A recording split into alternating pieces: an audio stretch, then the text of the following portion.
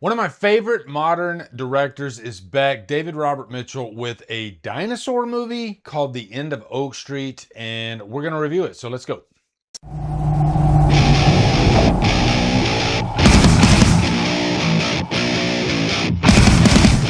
The End of Oak Street stars Anne Hathaway, Ewan McGregor, and is directed by David Robert Mitchell.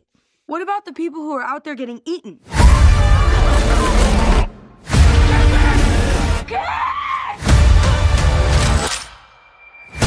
What's up, guys? Welcome to a brand new 2026 review. I just saw a press screening, which I want to talk about the press screening itself for a second for The End of Oak Street. It was actually at a museum, like a dinosaur museum, and I've actually visited this museum before with my family, my granddaughter, and whatnot.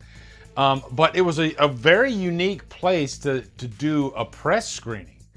And so the seats were really close together. I mean, I'm just being honest, okay? My knees, I literally had to like have my legs like this because I'm tall. I'm 6'1", and yeah. And my wife, she has her knees like this. What am I doing? But yeah, still, it was a cool experience. And I think, you know, given the uncomfortable nature of the seats, the audience for this movie, including myself, were absolutely adoring and loving every second of this movie. This movie was such a fun experience. So we're gonna get into all that, but let's give you a quick plot synopsis to get you going. This is set in the early 80s, which is a nice little touch. The movie opens up with this like neighborhood get together. You know, everybody's having fun. It's in like the suburbs. Our main characters are Denise and Greg, played by Anne Hathaway, Ewan McGregor. And they got these two children, and you know, they're going about their lives doing what, you know, adults that live in subdivisions do. And then all of a sudden there's this like big flash of white light. It happens a couple of times, and then they wake up one day, and then all of a sudden there are freaking dinosaurs running around. When I first saw the trailer for this movie, I'm kind of dinoed out because there's been like 7 Jurassic World movies now. And so, like, do we need any more dinosaur movies? But there was one thing and one thing only that made me curious. David Robert Mitchell. And I think most people don't even know who David Robert Mitchell is, at least outside of the horror community, or maybe, you know, in the critics circle where we watch a lot of stuff, you know. But I think to like normal moviegoers, yeah, they don't really know who David Robert Mitchell is. But he happens to be the director of one of my favorite horror movies of the last 20 years, It Follows. I am obsessed with that movie. I love that movie so much. So I thought, okay, normally I would skip this movie because, again, I'm dinoed out, but this is David Robert Mitchell, okay? He did do Under the Silver Lake, which I do need to give that another watch because it didn't really connect with me that much. And because of that movie, I was a little worried. Like, if this movie doesn't connect with me, then maybe I give up on David Robert Mitchell. But It Follows is so freaking good. But it sort of reminded me of, like, you know, what Richard Kelly did with Donnie Darko. And Richard Kelly didn't really have another movie that at least connected with me since Donnie Darko. But I can tell you right now, this is a great freaking movie. And I think it's because of David Robert Mitchell's direction.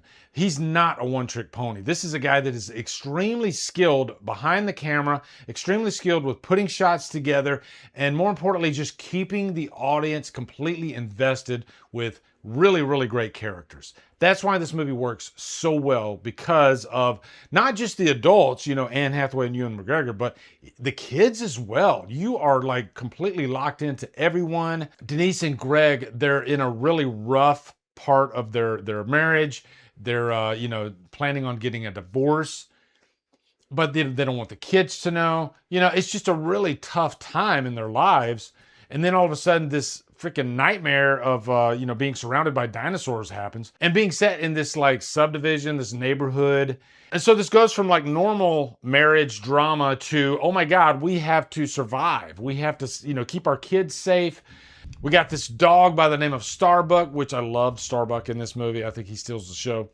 But yeah, that's the first thing I really wanted to stress to you guys about this movie. You are going to love these characters. They really leap off the screen. You're gonna have emotional moments with them. You're going to be laughing hysterically at some of the things that they're doing in the movie.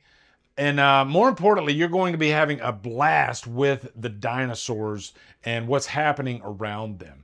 This is the approach you take. You build great characters like they did in the first Jurassic Park. and you just sort of make the dinosaurs a byproduct, and that's really what this is. And there's some great violence, some really fun kill scenes. This was surprisingly bloody too, and I think this is a PG-13 movie, but there are some R-rated elements to it for sure. One thing I definitely noticed about this movie was, if It Follows is David Robert Mitchell's kind of homage to Carpenter, like his Carpenter movie, John Carpenter, then this is definitely his Spielberg movie. This really feels like a lot of those early Steven Spielberg movies. So it's like, what if Steven Spielberg made Jurassic Park, you know, right after he made Poltergeist or something like that? Oh, by the way, he didn't direct Poltergeist, but you know what I mean. Or right after he directed E.T. It would be a different movie for sure. And he had today's technology to do it. It has all of that charm of those early 80s suburban Spielberg-esque type movies. But it's also a David Robert Mitchell movie. And what I mean by that is, if you've seen It Follows, that movie definitely has a director's stamp to it. It definitely has a style to it. And I think you're going to see a lot of echoes from It Follows in this movie direction-wise. There are certain shots that I'm like, oh yeah, I remember that's like It Follows. David Robert Mitchell, I think, has just a real talent for creating interesting shots, interesting angles, just a very creative storyteller, with some great music in the background as well. But I think he's really upped his game with this movie, and I think, you know, they've given him sort of a big studio-driven Warner Brothers, bigger budgeted type movie, and I think he delivered. If this movie is not a hit, then I don't know, because I felt like this was just such a crowd-pleasing movie that had all the elements of a really fun night at the movies. And it's just not superficial type stuff, right? There's a great story there. There's great characters there. And that was so refreshing. And I think this is easily, no, I know, this is easily the best dinosaur movie since the first Jurassic Park. And I know that's a tall order, because we all have our favorites, you know, sequel-wise, but I think this freaking destroys any movie after Jurassic Park, the first one. And I think there's so many like crowd participation, you know, cheering type moments throughout.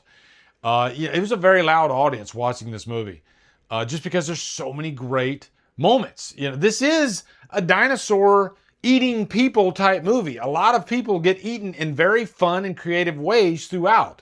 So you are going to have reactions, and there's definitely some big surprises. You know, there are some very effective jump scares. I know that seems like a dirty word these days in the horror community, jump scare, because more times than not, it's they're very stereotypical and weak. But no, this is effective jump scares. This is very creative jump scares.